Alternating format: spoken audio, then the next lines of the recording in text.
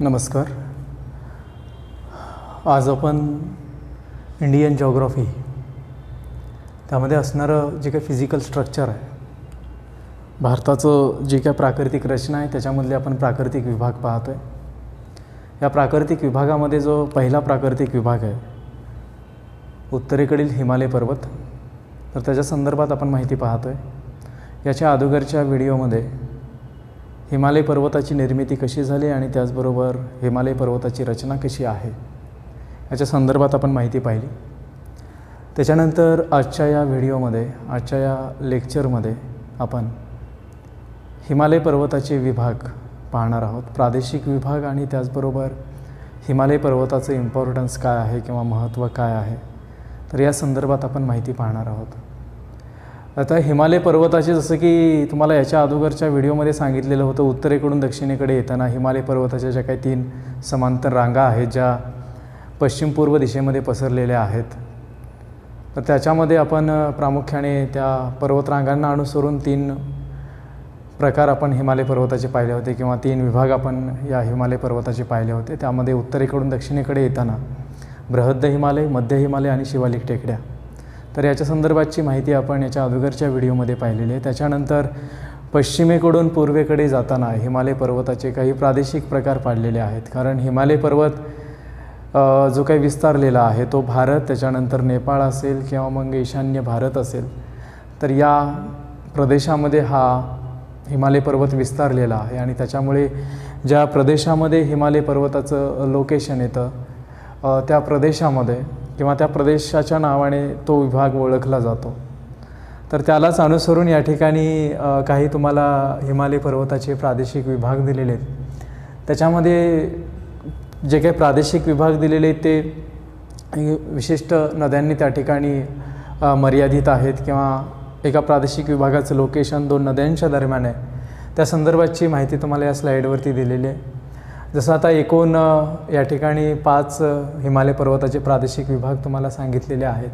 त्याच्यामध्ये पहिला जो विभाग आहे तो म्हणजे काश्मीर हिमालय किंवा काश्मीर पंजाब हिमालय या नावाने हा विभाग ओळखला जातो. म्हणजे हिमालय पर्वताचा भाग ज्या ठिकाणी जम्मू काश्मीर आणि पंजाब या 2 राज्यामध्ये विस्तारलेला आहे त्याला काश्मीर हिमालय किंवा काश्मीर पंजाब हिमालय म्हटलं जातं, जो प्रामुख्याने सिंधू आणि सतलज या 2 नद्यांच्या दरम्यान विस्तारलेला आहे. त्याच्यानंतर तुम्हाला दिलेलं आहे कुमायूं हिमालय. कुमायूं हिमालय जो सतलज नदीपासून ते काली नदीपर्यंत विस्तारलेला आहे. सतलज नदी, त्याच्यानंतर काली नदीचं लोकेशन जर तुम्ही पाहिलात तर उत्तराखंड आणि नेपाळ यांच्या सीमावर्ती भागामध्ये येतं. तर सतलज नदीपासून काली नदीपर्यंतचा जो काही हिमालय पर्वताचा भाग आहे ज्याला कुमायूं हिमालय म्हटलं जातं. त्याच्यानंतरचा जो विभाग आहे तो म्हणजे नेपाळ हिमालय. नेपाळ हिमालय म्हणजे उत्तराखंड राज्याच्या नंतरचा भाग, म्हणजे काली नदीपासून ते कोसी नदीपर्यंतचा जो काही भाग येतो, स्पेशली नेपाळ कंट्रीजचा जो काही भाग येतो ज्याला नेपाळ हिमालय म्हटलं जातं. त्याच्यानंतर आहे सिक्कीम हिमालय. सिक्कीम हिमालय म्हणजे आपल्या भारत देशामध्ये सिक्कीम स्टेटमध्ये जेवढा काही हिमालय पर्वत विस्तारलेला आहे जो कोसी आणि तिस्ता नदीच्या दरम्यान आहे, ज्याला सिक्कीम हिमालय म्हटलं जातं. आणि त्याच्यानंतर 5वा जो विभाग आहे तो म्हणजे आसाम हिमालय. आसाम हिमालय तिस्ता आणि दिहांग या 2 नद्यांच्या दरम्यान आहे. आसाम हिमालयामध्ये प्रामुख्याने ईशान्य भारतामधला जो काही उत्तरेकडला हिमालय पर्वताचा विस्तार आहे तर तो भाग या विभागामध्ये येतो. आता हे जे काही एकूण 5 विभाग आहेत त्याच्यापैकी नेपाळ हिमालय जो काय आहे तो भारतामध्ये येत नाही, तर नेपाळ हिमालयाचा भाग हा सेपरेट नेपाळ कंट्रीमध्ये येतो. परंतु एकूण 5 हे हिमालय पर्वताचे विभाग सांगितले जातात. तर त्याच्यामध्ये पहिला जो विभाग आहे ज्याला काश्मीर हिमालय किंवा काश्मीर पंजाब हिमालय म्हटलं जातं, जो प्रामुख्याने जम्मू काश्मीर आणि पंजाब स्टेटमध्ये किंवा हिमाचल प्रदेशमध्ये तो विस्तारलेला आहे. याच्यामध्ये जे काही रेंजेस येतात, आता जसं की तुम्हाला याच्या अगोदरही सांगितलेलं होतं की हिमालय पर्वतामध्ये प्रामुख्याने त्या ठिकाणी जो हिमालय पर्वत आहे त्या हिमालय पर्वताच्या नॉर्थ साईडला त्या ठिकाणी ट्रान्स हिमालयाचा भाग येतो, ज्याच्यामध्ये काराकोरम, लडाख आणि झास्कर या 3 पर्वत श्रृंखला येतात. जसं तुम्हाला या इमेजमध्ये किंवा नकाशामध्ये दाखवलेलं आहे, रेड कलरची जी काही लाईन आहे ती ग्रेट हिमालयाची आहे, बृहद्द हिमालयाची आहे. आणि त्याच्यानंतर त्याच्या उत्तरेला असणारे जे काही 3 लाईन्स तुम्हाला दिलेल्या आहेत ज्या ट्रान्स हिमालयाच्या आहे. त्याच्यानंतर त्याच्या खालच्या बाजूला जर तुम्ही आलात तर त्या ठिकाणी मिड हिमालयाच्या डिस्कंटिन्यू झालेल्या 2 रेंजेस तुम्हाला दिलेल्या आहेत, ज्याच्यामध्ये पीर पांचाल आणि धौलाधर या 2 रेंजेसचा समावेश होतो. आता जम्मू काश्मीरमध्ये प्रामुख्याने उत्तरेकडून दक्षिणेकडे येत असताना अगदी उत्तरेकडे काराकोरम रेंज आहे, त्याच्यानंतर लडाख रेंज आहे, त्याच्यानंतर झास्कर आहे, त्यानंतर ग्रेट हिमालय, त्याच्यानंतर मिड हिमालयामधल्या 2 डिस्कंटिन्यू झालेल्या रेंजेस पीर पांजाल आणि धौलाधर यांचं लोकेशन या ठिकाणी येतं. बऱ्याचदा स्पर्धा परीक्षेमध्ये यांचा सिक्वेन्स विचारला जातो. उत्तरेकडून दक्षिणेकडे किंवा दक्षिणेकडून उत्तरेकडे या जम्मू काश्मीरमधील पर्वत शृंखलांचा सिक्वेन्स विचारला जातो. त्याच्यामुळे हे जास्त लक्षात ठेवण्याची आवश्यकता आहे. त्याच्यानंतर याच्यामध्ये त्या ठिकाणी जोजिला खिंडचं तुम्हाला लोकेशन दिलेलं आहे. जोजिला खिंड ज्याचं वैशिष्ट्य असं आहे की लडाख आणि जम्मू काश्मीर किंवा काश्मीर आणि लडाख या 2 प्रदेशांना कनेक्ट करण्याचं काम ही जोजिला खिंड करते. त्याच्यानंतर या ठिकाणी या जम्मू काश्मीर हिमालयाचा जो काही भाग आहे याच्यामध्ये बऱ्याचशा व्हॅलीज, डोन्स आणि लेक्स ही काही जिओग्राफिकल वैशिष्ट्ये आपल्याला या ठिकाणी पाहायला मिळतील. व्हॅलीज म्हणजे बराचसा दऱ्यांचा भाग या ठिकाणी आपल्याला पाहायला मिळेल. डोन्स म्हणजे काही ठिकाणी फ्लॅट मैदानी प्रदेशाचा भाग ज्याला या ठिकाणी डोन्स म्हटलं जातं. आणि त्याचबरोबर काही सरोवरसुद्धा या ठिकाणी पाहायला मिळतात.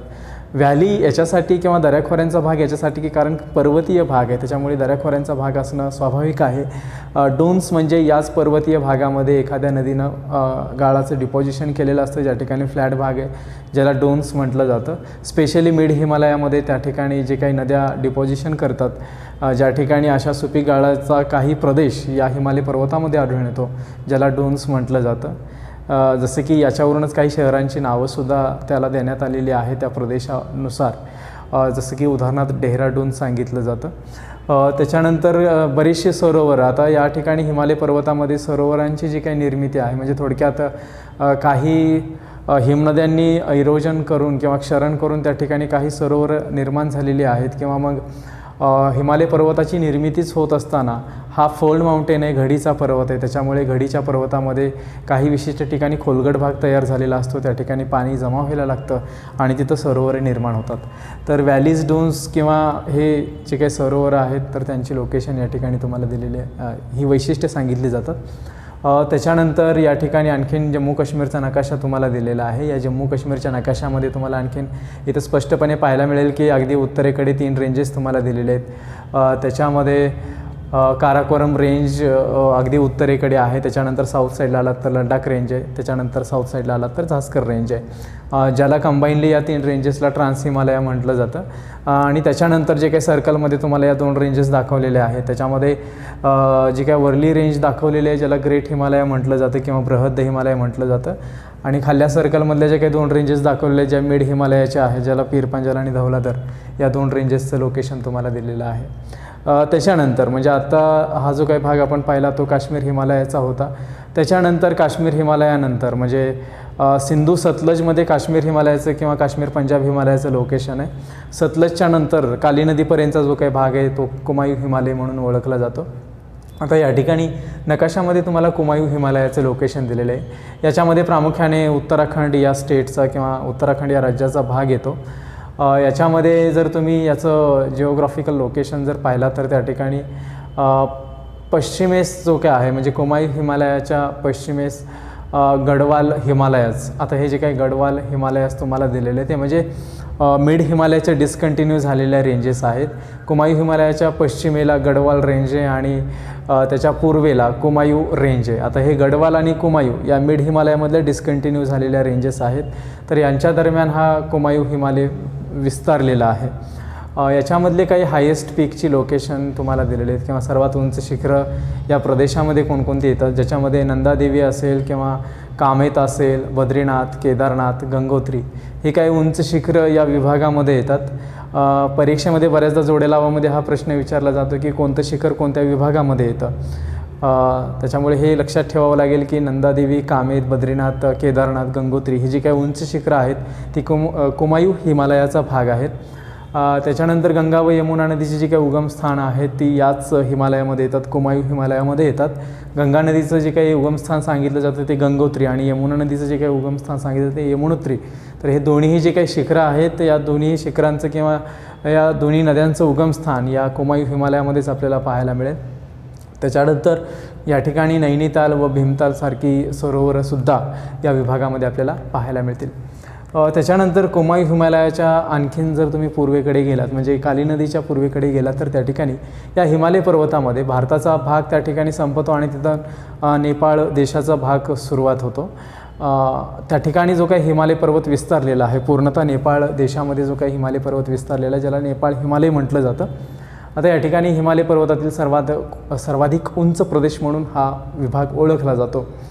आता एक लक्षात घ्या की संपूर्ण हिमालय पर्वत याचं स्ट्रक्चर आपण याच्या अगोदर पाहिलेले. त्याच्यामध्ये प्रामुख्याने आपण 2 विभाग पाहिले होते, एक पश्चिम हिमालय, पूर्व हिमालय. त्याच्यामध्ये तुम्हाला असं सांगितलेलं होतं की पूर्व हिमालय कुठून स्टार्ट होतो, तर पूर्व हिमालय स्टार्ट होतो काली नदीपासून, म्हणजे नेपाळपासून तो स्टार्ट होतो.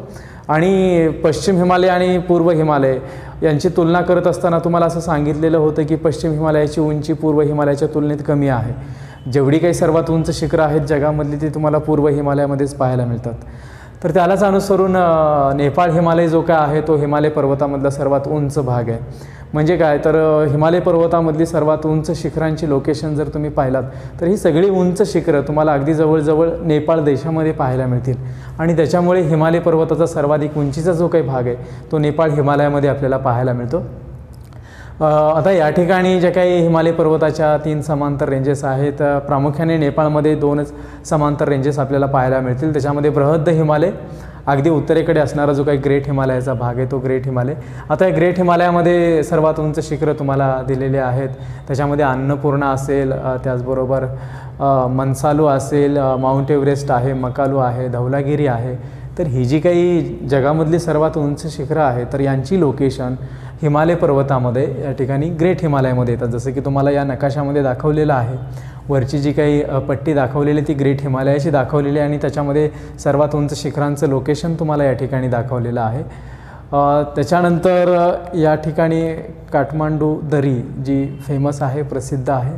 त्याच्यानंतर या ठिकाणी नकाशामध्ये तुम्ही पाहू शकता की अनेक नद्यांचा उगम या भागामध्ये झालेला तुम्हाला पाहायला मिळेल. जसं की आता आपण पश्चिमेकडून पूर्वेकडे जर गेलो तर अगदी पश्चिमेकडे तुम्हाला काली रिव्हर किंवा काली नदीचं उगमस्थानसुद्धा तुम्हाला इथंच दिलेलं आहे. कर्नाली रिव्हर त्याचंही उगमस्थान तुम्हाला याच ठिकाणी दिलेलं आहे. गंडक रिव्हर, गंडक नदीचं उगम देखील याच नेपाळ हिमालयामध्ये होतो आणि कोसी नदीचा उगम देखील याच नेपाळ हिमालयामध्ये होतो. त्याच्यानंतर नेपाळ हिमालय म्हणजे काली ते तिस्ता या दरम्यानचा जो काही भाग आहे, काली नदी ते कोसी नदी दरम्यानचा जो काही भाग आहे ज्याला आपण नेपाळ हिमालय म्हणतो. तर त्याच्यानंतर आहे सिक्कीम हिमालय. आता सिक्कीम हिमालय जो काय आहे तो प्रामुख्याने नेपाळ हिमालय ज्या ठिकाणी संपतो तिथून पुढे सिक्कीम हिमालयाचा भाग स्टार्ट होतो. सिक्कीम हिमालय हा प्रामुख्याने म्हणजे भारतामधलं जे काही सिक्कीम राज्य आहे त्या सिक्कीम राज्यामध्ये हा हिमालय पर्वताचा विस्तारलेला भाग आहे. आता सिक्कीम स्टेट ज्याचा विस्तार खूप कमी आहे आणि संपूर्ण हिली रिजन आहे, पर्वतीय भाग आहे. तर या ठिकाणी जसं की भारतामधील सर्वात उंच शिखर याच्या संदर्भात तुम्हाला बऱ्याच ठिकाणी कन्फ्युजन आढळून येईल. काही पुस्तकामध्ये सर्वात उंच शिखर K2 दिलेले आहे, परंतु भारतातील सर्वात उंच शिखर हे कांचनजंगा म्हणून ओळखलं जातं. कारण K2 या शिखराचं जर तुम्ही लोकेशन पाहिला तर ते पाकव्याप्त काश्मीरमध्ये येतं.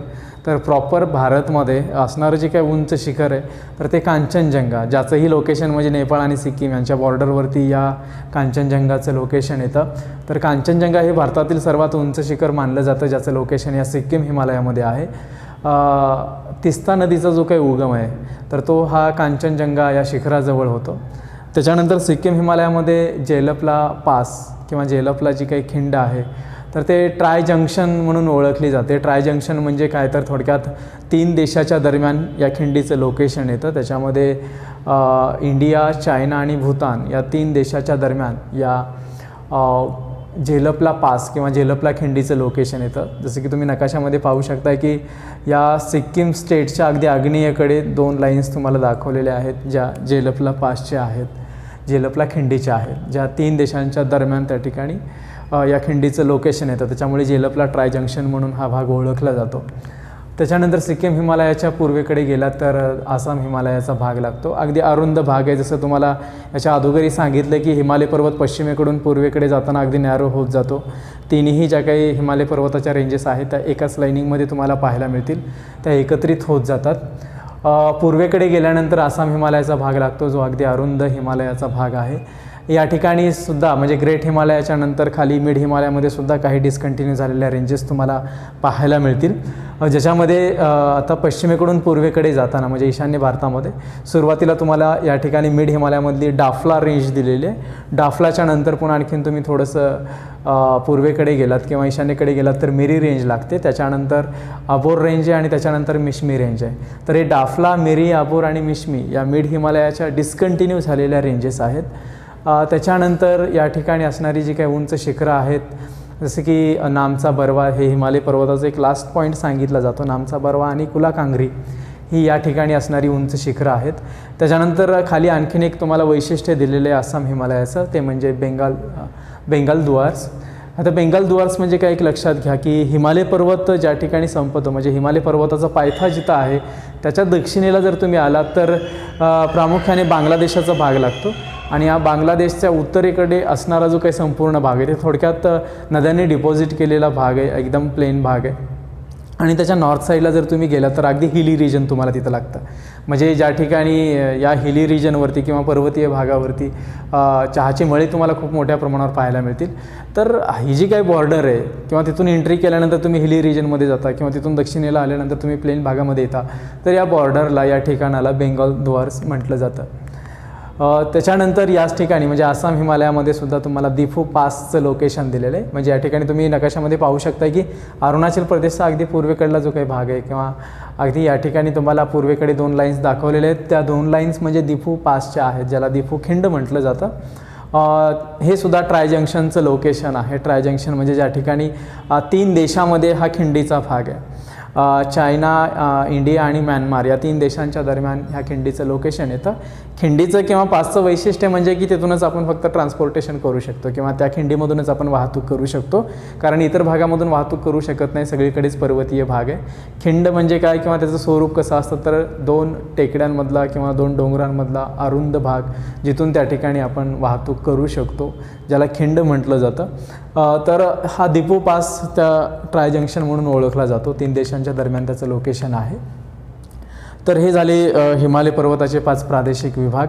तर याच्या संदर्भात परीक्षेमध्ये नेहमी प्रश्न विचारले जातात. UPSC प्रिलिम 2003ला विचारण्यात आलेला प्रश्न असा आहे की नंदादेवी पीक फ्रॉम्स पार्ट ऑफ. प्रश्न असा आहे की नंदादेवी जे काही शिखर आहे ते कुठल्या विभागाचा पार्ट आहे. खाली तुम्हाला 4 ऑप्शन दिलेले आहेत. ए ऑप्शन दिलेले आहे आसाम हिमालयाज, बी ऑप्शन दिलेलं आहे कुमायूं हिमालयाज, सी ऑप्शन दिलेलं आहे नेपाळ हिमालयाज आणि डी ऑप्शन दिलेलं आहे पंजाब हिमालयाज. जसं की तुम्हाला आत्ताच सांगितलं की कोणकोणत्या विभागामध्ये कोणकोणती उंच शिखरं आहेत.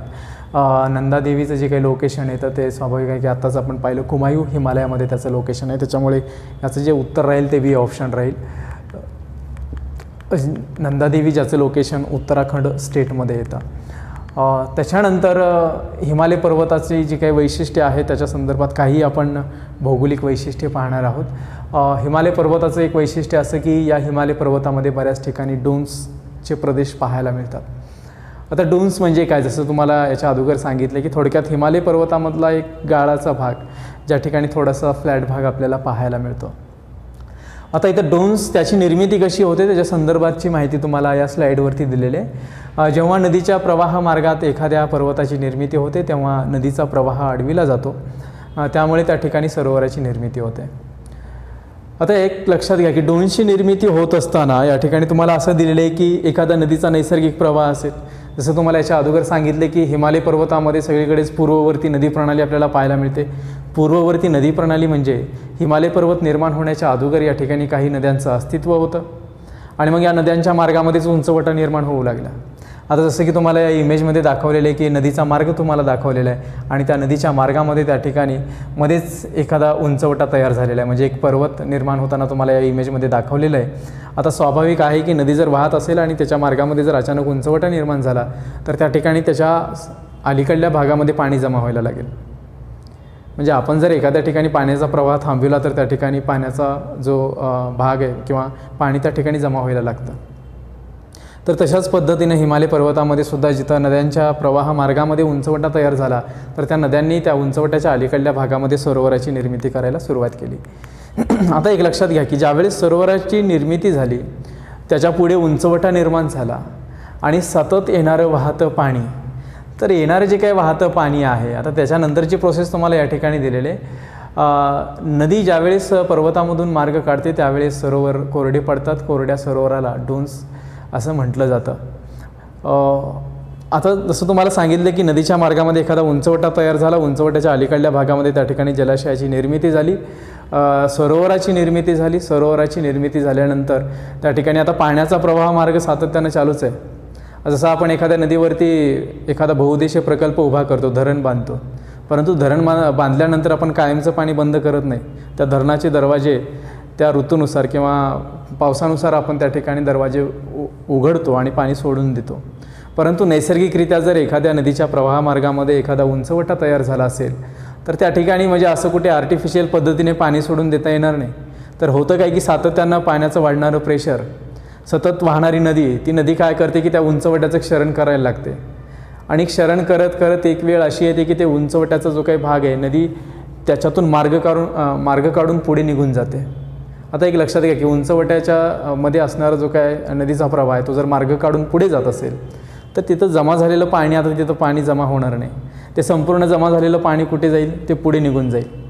आणि पुढे निघून गेल्यानंतर एक लक्षात घ्या की आत्तापर्यंत नदीनं जेवढा काही गाळ आपल्यासोबत वाहून आणला होता तो त्या उंचवट्याच्या अलीकडल्या भागामध्ये डिपॉझिट केला होता. म्हणजे एक लक्षात घ्या की तिथं गाळ सातत्याने डिपॉझिट झालेला आहे, जमा झालेला आहे.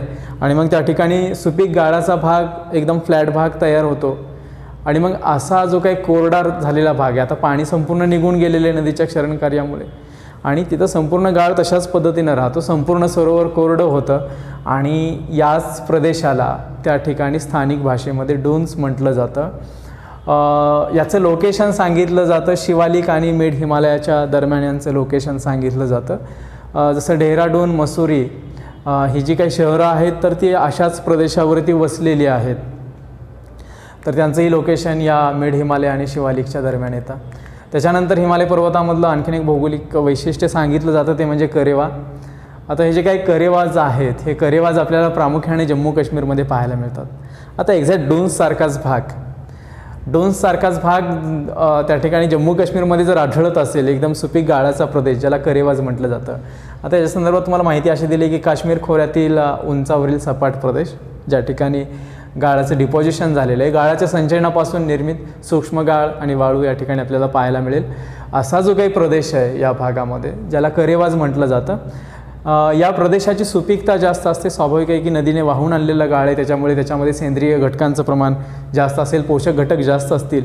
त्याच्यामुळे ही जी काही मृदा आहे ती सुपीक आहे. आणि सुपीक असल्यामुळे या ठिकाणी जम्मू काश्मीरमध्ये या प्रदेशामध्ये बादाम असेल, सफरचंद असेल यांचं उत्पादन, त्याचबरोबर केसरचं सुद्धा उत्पादन या प्रदेशामध्ये घेतलं जातं.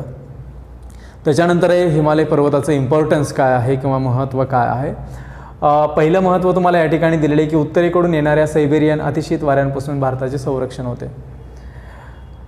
हिमालय पर्वताचं लोकेशन तुम्हाला सांगितलेलं आहे की कोणत्या ठिकाणी हिमालय पर्वत येतो. तुम्ही हिमालय पर्वताचं लोकेशन जर पाहिलं असेल तर ते भारताच्या उत्तरेला येतं. तो अगदी पश्चिम पूर्व थोडासा क्रॉस विस्तारलेला आहे.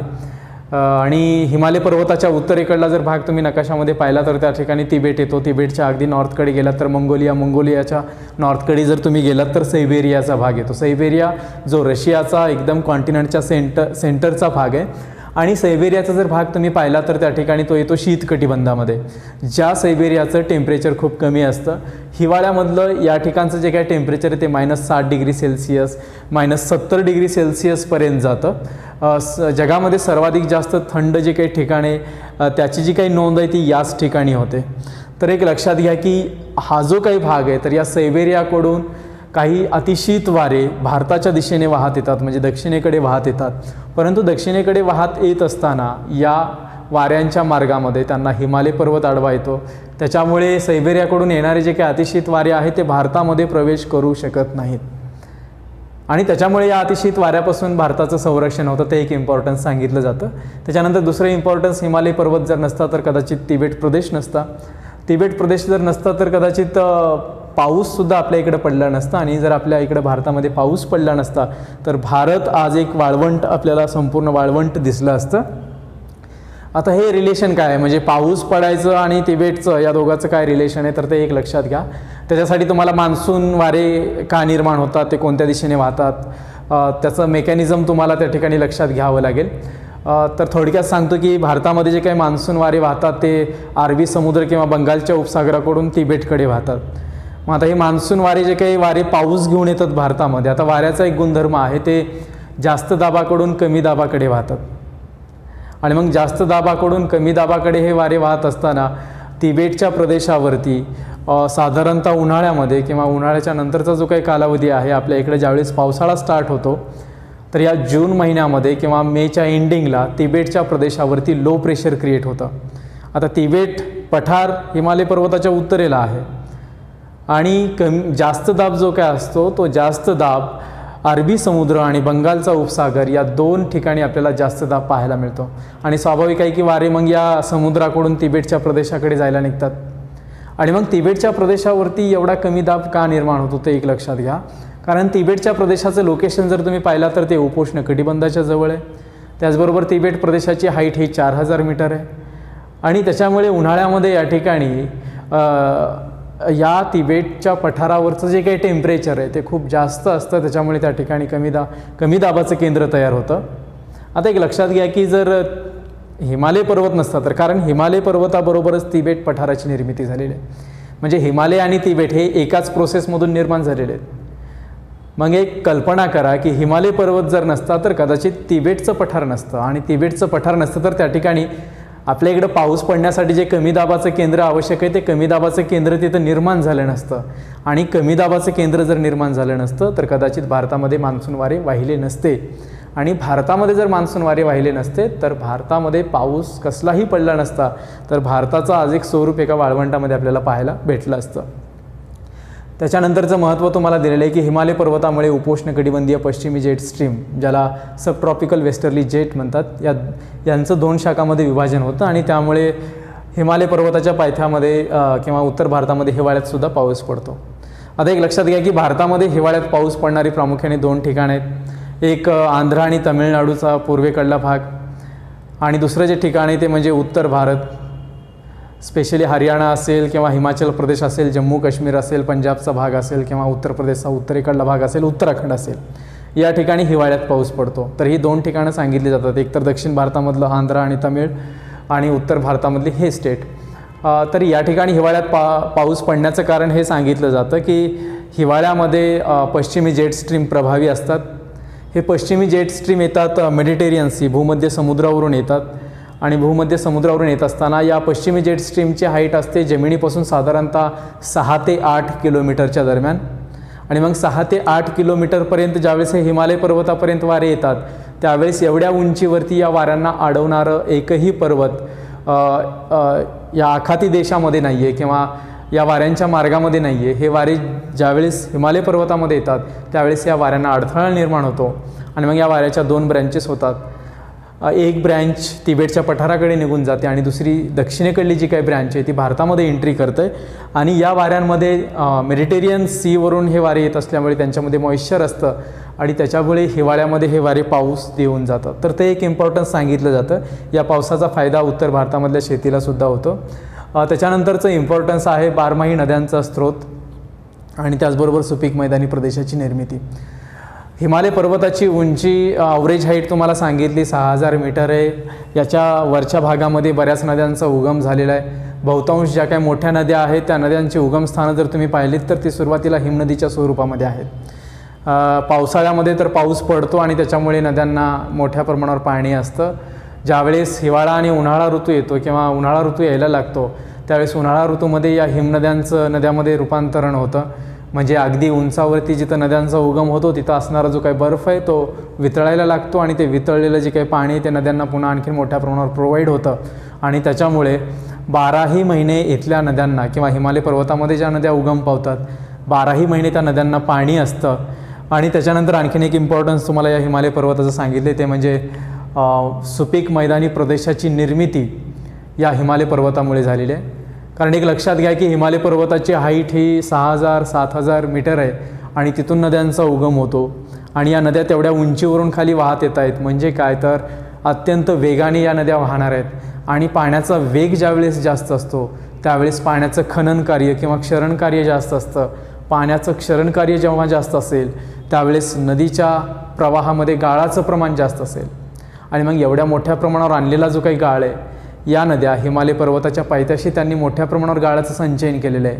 आणि हिमालय पर्वताच्या पायथ्याशी जो प्राकृतिक विभाग सांगितला जातो तो म्हणजे उत्तर भारतीय मैदानी प्रदेशाची निर्मिती झालेली आहे. इमॅजिन करा की हिमालय पर्वतच जर नसता तर एवढ्या मोठ्या प्रमाणावर नद्यांनी गाळ वाहून आणला नसता, आणि एवढ्या मोठ्या प्रमाणावर जर गाळ वाहून आणला नसता तर मैदानी प्रदेशाची निर्मिती झाली नसती. तर ते एक इम्पॉर्टन्स सांगितलं जातं, बारमाही नद्यांचा स्रोत आणि सुपीक मैदानी प्रदेशाची निर्मिती. त्याच्यानंतरचं इम्पॉर्टन्स तुम्हाला दिलेलं आहे. वनांनी संपन्न हा प्रदेश आहे. राष्ट्रीय उद्यानांची संख्या इथं आहे. वैशिष्ट्यपूर्ण जैवविविधता आहे. आता वनांनी संपन्न असण्यामागचं कारण म्हणजे हिमालय पर्वताच्या एका विशिष्ट हाईटवरती जर तुम्ही गेलात तर मोठ्या प्रमाणावर रेनफॉल आहे, पावसाचं प्रमाण आहे. त्याच्यामुळे या ठिकाणी वृक्षांची संख्या जास्त असणार आहे. त्याच्यामुळे बऱ्याच ठिकाणी आता इथं जर तुम्ही पाहिलात तर वैशिष्ट्यपूर्ण जैवविविधतासुद्धा तुम्हाला पाहायला मिळेल, बायोडायव्हर्सिटीसुद्धा पाहायला मिळेल. जसं की जैवविविधता कुठे जास्त असते एक लक्षात घ्या की जिथं बरंचसं हवामानामध्ये व्हॅरिएशन असतं त्या ठिकाणी बायोडायव्हर्सिटी खूप मोठ्या प्रमाणावर आपल्याला पाहायला मिळते. आता हिमालय पर्वताचं असं आहे की तुम्ही पायथ्यापासून जर हिमालय पर्वताच्या हाईटकडे जाचाल तर त्या ठिकाणी हाईटनुसार तुम्हाला तिथल्या क्लायमेटमध्ये बदल झालेला तुम्हाला दिसेल. आणि क्लायमेटमध्ये ज्यावेळेस बदल होतो त्यावेळेस वृक्षांच्या स्वरूपावरती बदल होतो, वनस्पतीच्या स्ट्रक्चरवरती बदल होतो. अगदी शिवालिकच्या पायथ्याशी जर तुम्ही आलात तर त्या ठिकाणी पावसाचं प्रमाण मध्यम स्वरूपाचं असेल. त्या ठिकाणी जे काही वृक्ष तुम्हाला आढळून येतील ते पानझडी वृक्ष आढळून येतील. थोडंसं आणखीन तुम्ही हाईटवरती गेलात तर मिड हिमालयामध्ये पावसाचं प्रमाण वाढेल, पाऊस सर्वाधिक जास्त त्या ठिकाणी पडेल, तर त्या ठिकाणी रेन फॉरेस्ट तुम्हाला आढळून येतील. आणखीन थोडंसं तुम्ही हाईटवरती गेलात तर टेम्परेचर कमी होईल, पावसाचं प्रमाण कमी होईल. टेम्परेचर कमी झाल्यामुळे तिथं ज्या काही वनस्पती तुम्हाला आढळून येतील त्या अल्पाईन वनस्पती किंवा सूचीपर्णी वनस्पती आढळून येतील. आणखीन तुम्ही थोडंसं वरती गेलात, हाईटवरती गेलात तर त्या ठिकाणी लडाखसारखा जो काही भाग आहे तिथं तुम्हाला आता वृक्ष आढळून येणार नाहीत, कारण तिथं पावसाचं प्रमाण खूपच कमी असेल, अगदी नगण्य त्या ठिकाणी पाऊस असणार आहे आणि त्याच्यामुळे तिथं वृक्ष आढळणार नाहीत. तर अगदी काही विशिष्ट कालावधीसाठीच येणाऱ्या वनस्पती तुम्हाला आढळतील. म्हणजे उन्हाळ्यामध्ये बर्फ वितळतो आणि जमीन उघडी पडते तेवढ्याच कालावधीपुरतं त्या ठिकाणी गवताचा काही भाग तुम्हाला तिथं दिसेल. म्हणजे एक लक्षात घ्या की हिमालय पर्वताच्या पायथ्यापासून एकदम शिखरापर्यंत जात असताना वृक्षांच्या स्ट्रक्चरमध्ये बदल होतो, वनस्पतीच्या प्रकारामध्ये बदल होतो, वनांच्या प्रकारामध्ये बदल होतो. त्याच्यामुळे बरंचसं वैविध्य या वनांमध्ये आपल्याला पाहायला मिळेल. वनांमध्ये जसा बदल होतो हवामानामुळे तसाच प्राण्यांमध्ये सुद्धा बदल होतो. अगदी तशाच पद्धतीनं हिमालय पर्वताच्या पायथ्यापासून शिखरापर्यंत जात असताना प्राण्यांच्या स्ट्रक्चरमध्ये सुद्धा बदल होतात. त्याच्यामुळे वैशिष्ट्यपूर्ण जैवविविधता या हिमालय पर्वतामध्ये आढळून येते. आणि त्याच्यानंतर जे काही राष्ट्रीय उद्यानं आहे, जसं भारतामधलं जे पहिलं राष्ट्रीय उद्यान सांगितलं जातं जिम कॉर्बेट, तर याचं लोकेशनसुद्धा याच हिमालय पर्वतामध्ये आहे. तर अनेक राष्ट्रीय उद्याने या ठिकाणी आपल्याला पाहायला मिळेल, तर ते सुद्धा एक इम्पॉर्टन्स आपल्याला सांगता येईल.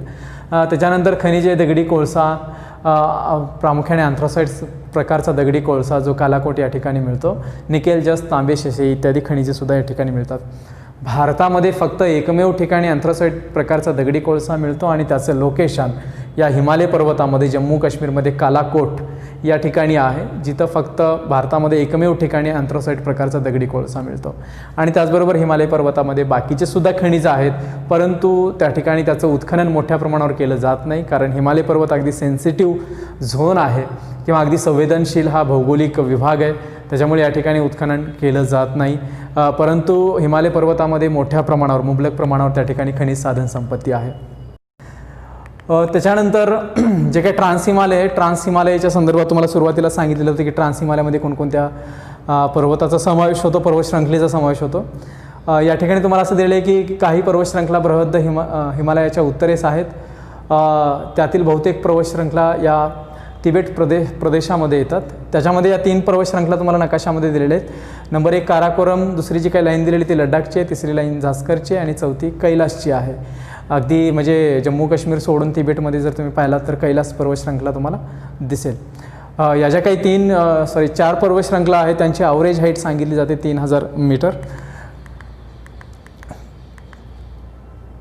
आता ट्रान्स हिमालय, जसं की तुम्हाला याच्या अगोदरी सांगितले की ट्रान्स हिमालयाचं लोकेशन एक्झॅक्ट येतं कुठे, ग्रेट हिमालयाच्या अगदी नॉर्थकडे ह्या ट्रान्स हिमालयाचं लोकेशन येतं, ज्याच्यामध्ये काराकोरम असेल किंवा लडाख असेल, झास्कर असेल या पर्वतशृंखलांचा समावेश होतो. काराकोरम हे ध्रुवीय प्रदेशांच्या बाहेरील जगातील सर्वात मोठे हिमनद्यांचं घर आहे.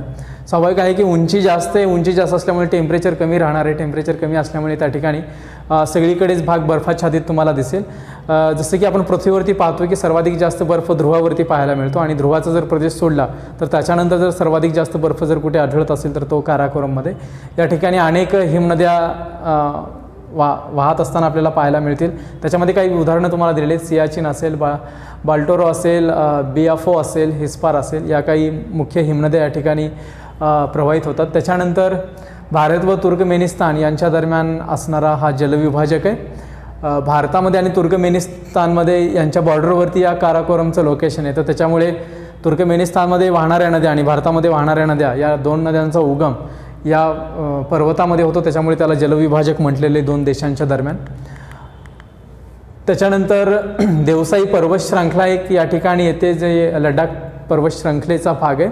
लडाख पर्वत श्रृंखला आणि देवसाई पर्वत श्रृंखला या डिस्कंटिन्यू झालेल्या आहेत, परंतु एकच पर्वत श्रृंखला आहे. देवसाई माउंटेन आणि लडाख हे एकच पर्वत श्रृंखलाचा भाग येतो. सुरू नदीचा उगम या ठिकाणी होतो, जी सिंधू नदीची उपनदी आहे आणि जी सिंधू नदी लडाख व झास्कर पर्वताच्या दरम्यान वाहते. सिंधू नदीचा जर तुम्ही प्रवाह पाहिला तर या सिंधू नदीच्या दोन्ही बाजूला तुम्हाला पर्वत श्रृंखला दिसेल. सिंधू नदीच्या अगदी उत्तरेला त्या ठिकाणी लडाख पर्वत श्रृंखला आहे, दक्षिणेला झास्कर पर्वत श्रृंखला आहे. या दोन पर्वत श्रृंखलांच्या दरम्यान ही सिंधू नदी वाहते.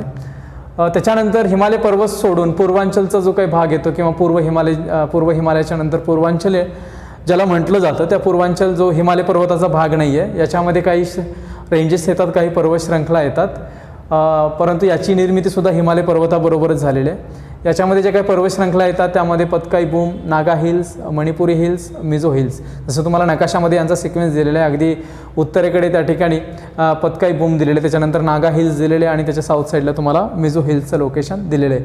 उत्तरेकडून दक्षिणेकडे येताना या पर्वत श्रृंखलेंची उंची कमी कमी होत जाते. पूर्वांचल रांगेचा जो काही विस्तार आहे तो पुढे म्यानमारमध्ये होतो.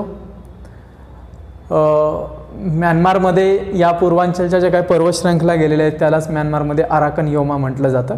आणि या आराकन योमाची जी काही पर्वत श्रृंखला आहे तीच म्यानमारमध्ये पुन्हा बंगालच्या उपसागरामध्ये जाते आणि बंगालच्या उपसागरामध्ये ही पर्वत श्रृंखला जाऊन पुढे या पर्वत श्रृंखलेचा काही भाग पाण्याच्या वर आलेला आहे आणि यालाच आज आपण अंदमान आणि निकोबार बेट या नावाने तो प्रदेश ओळखतो.